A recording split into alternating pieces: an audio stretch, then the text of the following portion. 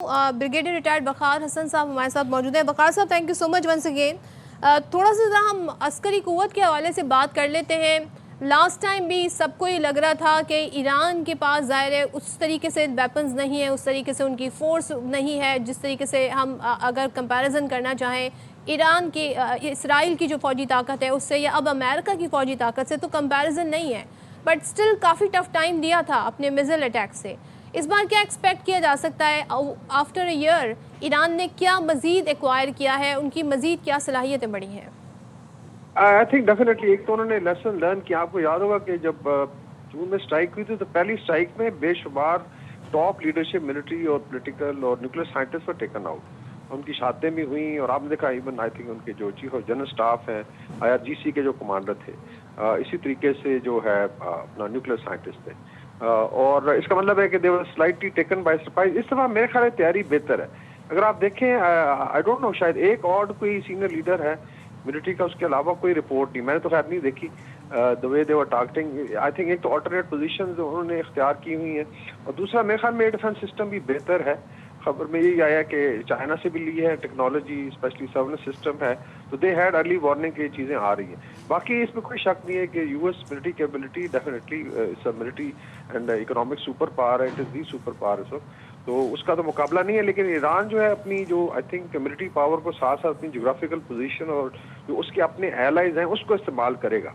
और अगर वो they have been able to dent defences of Israel पहले गो में, क्योंकि हाइफा में हुआ है, तल अवीव में शायद अटैक्स हुए हैं, तो इसका मतलब है कि वहाँ पे दे हैव बीन सक्सेसफुल। तो इसका मतलब जो अटैक कैपेबिलिटी है उसमें भी इजाफा है। फिर जो आई थिंक कुछ खबरें आ रही है, शायद एक एलाइड बेस है कुवैत में, वहाँ शायद इटालियन कैजुअल्टीज हैं 20, अभी I am not really very sure. तो इसका मतलब है कि वहाँ भी स्ट्राइक इनकी कामयाब रही है। हाँ, ये ज़रूर है कि जो स्ट्राइक करेंगे अरब ममालिक में, चाहे वो मिलिट्री बेसिस, वहाँ पे फिर एक सेंटिमेंट उनके अगेंस्ट जाएगा और यही वो ट्रैप है जिसको आई थिंक ज़ायनिस्ट और नियोकॉन जो कबाल है ये उसको इस्तेमाल कर रहा है। They basically want to destabilise this reason. इनको कोई क़्वाम नहीं है, they don't have any love loss for loss of life. कुछ खबरें कि एक स्कूल को हिट किया गया, तो if they could I would say massacre 40,000 kids जो फलस्तीनियों का, तो इनको तो कोई नहीं है कि कितना खून बहेगा किसी और बच्चे का। तो उस लिहाज से I think this is highly I would say कि रुथलेस पॉलिसी है। और मेरे ख्याल में अमेरिका को भी इसकी कीमत चुकाना पड़ेगी, because if you go into a long war तो उसमें फिर इतना स्ट्रेच होना जो है मिलिट्री का, ओपन सीज में रहना और बेसिस के ऊपर भी प्रेशर आएगा। साउथ मिडिल ईस्ट में भी ये बात होगी कि या तो आप सीज फायर करें या यहाँ से आप वेकेट करें। मुआहदे अपनी जगह हैं, लेकिन I think so there is a chance कि ये वॉर जो है स्प्रेड करेगी। नाउ विल सी कि रात को क्या कार्रवाई होती है, बिकॉज अभी तो ये डे लाइट अटैक्स थे, तो नॉर्मली जो है बड़ी जो आई थिंक स्ट्राइक्स होती है रात को की जाती है, तो आज रात भी बड़ी क्रूशल है कि इस पे कैसे। बाकी जो उनके आई थिंक इत्तेहादी हैं, हिजबुल्लाह इन लेबनान जो डाउन है लेकिन स्टिल इट इज अलाइव। इसी तरीके से कताब हिजबुल्लाह जो आई थिंक डिफरेंट नाम से भी इराक से ऑपरेट कर रही है, और हूतीज जो हैं यमन के, तो ये फ्रंट भी खुलेगा। तो मेरे ख्याल में जो ज़ायनिस्ट और I would say new liberal कबाल है, न्यू कंजर्वेटिव कबाल है अमेरिका का, they have not taken the entire reason into war. अभी आप देखें जिस तरीके से कमर्शियल रूट्स ब्लॉक हो रहे हैं, एविएशन के कमर्शियल फ्लाइट्स तकरीबन शट डाउन, ये बहुत बड़ा मेजर रूट है। और साफ ज़ाहिर इसमें इवन भारत अफेक्टेड है, बिकॉज हमने नॉर्दर्न रूट बंद किया हो, तो ये सेंट्रल वाला भी उनका क्लोज होता है, तो एवरीबॉडी गो टू सफर। फिर अगर एनर्जी चोक होती है, which is 35% of global energy flow है from straight of हॉर्मज़ and gulf of Aden, इसका मतलब है कि चाइना इम्पैक्ट होगा, इंडिया इम्पैक्ट होगा, साउथ ईस्ट एशिया इम्पैक्ट होगा। तो इसके आई थिंक बड़े फार रीचिंग कॉन्सिक्वेंसेज हैं। नाउ लेट्स सी कि अगर कोई डिप्लोमेसी काम करती है, बट आई डोंट फोरसी कभी आई थिंक वॉर जो शायद एक्सपैंड करेगी। और वकार साहब, ज़रा हम इनिशियली जो खबरें आना शुरू, बिकॉज ये इंफॉर्मेशन वॉरफेयर भी है, जो पहले खबर दे, जो अपना नैरेटिव पहले बना दे, जिस तरह उसे ट्विस्ट कर दे, वो बयानिया जो है फिर वो आगे बढ़ता रहता है। फौरी से दावा किया इसराइल और अमेरिका ने कि हमने आला ओहदेदार शख्सियात को निशाना बनाया। ख़बर ये आने लगी जैसे खामनई साहब और जैसे कि सदर पेज़ेश्कियान साहब, फिर बाद में तरदीद हो गई। क्या मकासद होते हैं इस तरह की खबरों के, या वाक़ईतन आप समझते हैं कि टारगेट इन्होंने करने की कोशिश की होगी? डेफिनेटली जी, टारगेट तो किया। अभी देखिए तेहरान का तो ईरानियन गवर्नमेंट ने खुद ऑर्डर किया है कि मैक्सिमम इवैक्यूएशन हो, बिकॉज शायद रात को और आगे कंटिन्यू हो गया अटैक। और जो उनके कंपाउंड्स हैं جو سپریم لیڈر ہیں اس کے ارد گرد بھی آئی تھنک اسٹرائکس ہوئی ہیں. لیکن ڈیفینیٹلی لاسٹ ٹائم بھی بڑی مشکل سے وہ بچے تھے. اس دفعہ آئی تھنک ان کی تیاری تھی. تو دیر از اے ٹنلنگ سسٹم ہے, اس کے علاوہ alternate location. I don't think so کہ ان کی لوکیشن کو شیئر بھی کی جائے. مے بی وہ شاید تہران میں نہ ہی ہو, اور یہی طریقہ ہے کہ آپ ڈسپرس ہو کے پھر اس کو فائٹ کرتے ہیں. تو باقی دیکھیں, افغانستان نے بھی کلیم کیا تھا کل کہ جی انہوں نے آج صبح کے جی وہ پی ایف کا جہاز گرا ہے, وہ گلائڈر نکلا ہے. تو آج کل ٹھیک ہے, شروع میں تو آپ خبر پھینک سکتے ہیں, لیکن لیٹر آن جب ڈی بنک ہوتی ہے, جس طرح آئی تھنک اسکائی نیوز میں شرمندگی ہوئی ہے, اسی طریقے سے ویسٹرن میڈیا کو بھی ہوگی. لیکن it is part of this warfare, because I would say کہ اس میں 50% کائنیٹک ہے تو 50% نان کائنیٹک ہے. یہ ساری انفارمیشن وار فیئر ہے, اور اس میں آپ چاہتے ہیں کہ دوسری سائڈ کا morale ڈاؤن کیا جائے, افراتفری پھیلائی جائے, اس کے بعد چیزوں کو ایکسینچویٹ کیا جائے, اور جو بھی ان کے مقاصد ہیں اس کو حاصل کرنے کی ایفرٹ کی جائے. بٹ آئی فیل کہ ایران کا initial response based on their military power اور پوٹینشیل ٹھیک رہا ہے, ڈسپائٹ کہ اس میں عرب ممالک کے اندر جو امریکن بیس ان کو بھی نشانہ بنایا گیا, اور شاید کچھ سویلین کیجولٹیز بھی ہوں, لیکن وار میں پھر چیزیں چلتی ہیں. آئی ایم سرپرائز آپ نے کہا, کیونکہ ڈاکٹر جمیل یا دیگر ہمارے جو تجزیہ کار تھے وہ ذرا تھوڑا سا اس سے ڈفر کر رہے ہیں کہ ابھی سے انہی لوگوں کو کیوں اپنا دشمن بنا لیا جو کبھی آپ کے ساتھ کھڑے ہو سکتے ہیں اس سچویشن میں. دیکھیں اس میں پھر ڈفرنٹ رائے ہو سکتی ہے. آئی ایم ناٹ سپورٹنگ کہ Iran should go all out اور سول آبادی کو نشانہ بنائے. I think they declared last time انہوں نے قطر کے ساتھ بھی کیا تھا. وہ سمجھتے ہیں کہ اگر آپ بیسز دیتے ہیں اور وہاں سے اسٹرائکس ہوتی ہیں تو technically you are part of, basically آپ اگر اپنا بیس دے رہے ہیں تو پھر آپ ایک لیجیٹیمیٹ ٹارگیٹ ہے. یہ پھر ابھی میں Iranian let's say thought process کی بات کر رہا ہوں. آئی ایم ناٹ سپورٹنگ ادھر سائڈ. لیکن یہ وار ٹائم میں پھر یہ نہیں دیکھا جاتا, آپ نے کیلکولیٹ کرنا ہے کہ کہاں سے آپ کو نقصان ہو رہا ہے. اگر امریکن پریزنس ہے یا لیٹس سے الائٹ کی ہے تو وہ اس کو ہٹ کریں گے.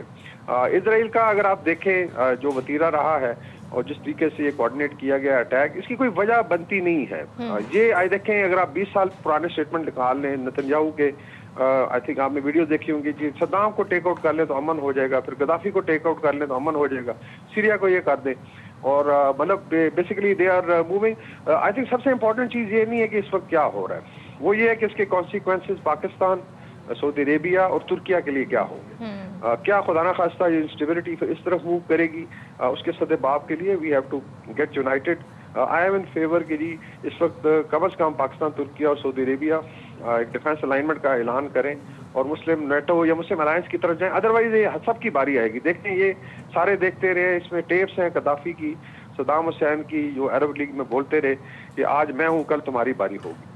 تو یہ بڑا انٹرسٹنگ پوائنٹ ہے. میں اس پہ مزید بھی ڈسکشن کروں گی. ڈاکٹر جمیل صاحب, آپ سے میں جاننا چاہوں گی تھوڑا سا اگر ہم اسے اس پہلو سے بھی دیکھنے کی کوشش کریں کہ کیا یہ صرف حسن اتفاق ہے یا باقاعدہ اہتمام ہے کہ ہم یہ دیکھ رہے ہیں کہ نریندر مودی پہنچتے ہیں اسرائیل اور پھر یہاں سے افغانستان کی جانب سے بلا اشتہار جارحیت پاکستان پر کی جاتی ہے, جس کا پاکستان نے بڑے زبردست طریقے سے دو ٹوک جواب بھی دے دیا.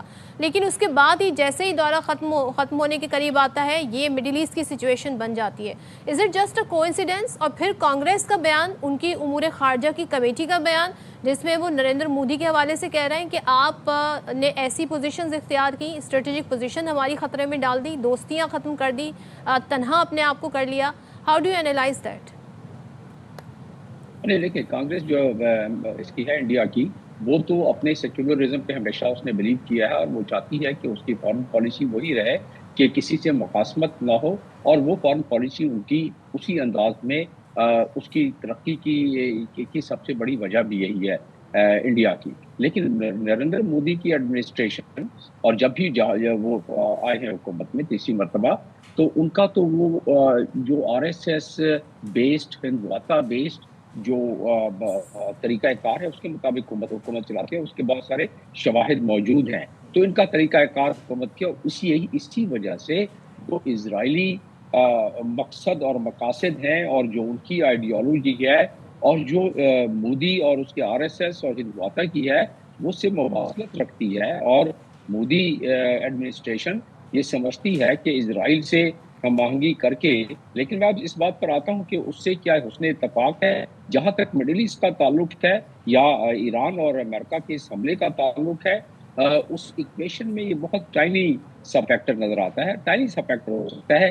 لیکن جو پاکستان اور افغانستان کے حوالے سے اگر اس کو دیکھا جائے, اس پرزم سے دیکھا جائے, تو اس میں مباصلت معلوم ہوتی ہے, کیونکہ اس میں اس خطے میں اور پاکستان جیسے ابھی بھی ذکر ہو رہا تھا اور میں نے ملٹیپل چینل پہ پہلے بھی کہہ چکا ہوں کہ اب تک تو ایران کھڑتا رہا ہے اسرائیل کی نظروں میں، اور اس کے بعد کبھی ملک دو ہی رہ گئے ہیں، ترکیہ اور پاکستان، تو وہ بھی کھٹکنا پہلے بھی ہوتا ہے، لیکن وہ کیونکہ پاکستان نے اپنے فارن پالیسی کو اچھی طریقے سے نیویگیٹ کیا ہوا ہے اس لیے کھل کے سامنے نہیں آتی ہیں، لیکن نیتن یاہو یہ ریکارڈ پر ہیں، ویڈیو پر موجود ہیں کہ انہوں نے کیا کلمات پہلے استعمال کیے ہیں پاکستان کے لیے بھی اور ترکیہ کے لیے بھی، تو اس میں کوئی اتنی خیر کی ہم نہیں کر سکتے، اور میں ملٹیپل چینل پہ کہہ چکا ہوں including your channel that it is one by one and turn by turn, کیونکہ جب غزہ کے حوالے سے میں نے آپ لوگوں کے چینلز پہ آ کے تبصرے کیے ہیں،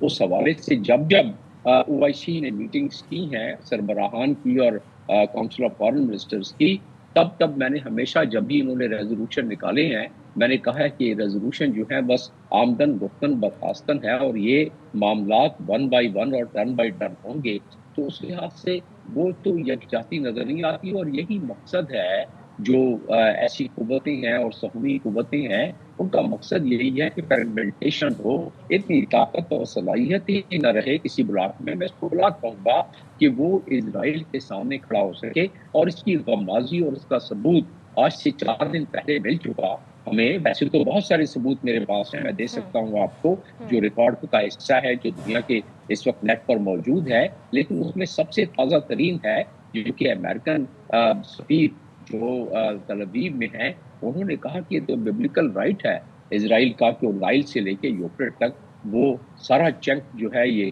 اس کا بیشتر چنک وہ اس کے حصے میں ہے اور وہ قابض ہو سکتا ہے اس پر، تو وہ کس طرح ہو سکتا ہے اگر ایران جیسا ملک ہوتی اگر اس کی وزامت کار اور حزب اللہ اگر اس کے سامنے کھڑے ہوں اور آنکھیں دکھلائیں تو نہیں ہوتی کی بات نکلی تھی۔ میں آپ کو بتاتا چلوں کہ اسٹیٹ آف ہرمز تو ایک جگہ ابھی بات ہو رہی تھی اکنامک امپیکٹ کی بھی، لیکن باب المندال کی بات نہیں کر رہے ہیں۔ باب المندال 26 کلومیٹر کی چوڑائی کا ایک ٹکڑا ہے، ادھر سے بھی یہ تمام جہاز گزرتے ہیں اور ہوتیوں کے نشانے پر ہے، کیونکہ ایدن کے بالکل سامنے ہے، ہوتی سکوترا پر بیٹھے ہوئے، سکوترا ایک آئی لینڈ ہے جہاں سے وہ نشانہ کر رہے ہوتے ہیں، اور انہوں نے آج دھمکی دے دی ہے کہ ہم نشانہ بنائیں گے، تو اس کا مطلب یہ ہے کہ یہ حدت اور یہ شدت مزید بڑھے گی، اور کیونکہ امریکہ اس دفعہ پوری تیاری کے ساتھ آیا ہے، ساز و سامان کے ساتھ آیا ہے، اپنے تمام بحری بیڑے اور 300 کے قریب لڑاکا جہاز بیسز اور تمام پر ملا کے اس نے اپنے پاس رکھے ہوئے ہیں، تو وہ آج رات کی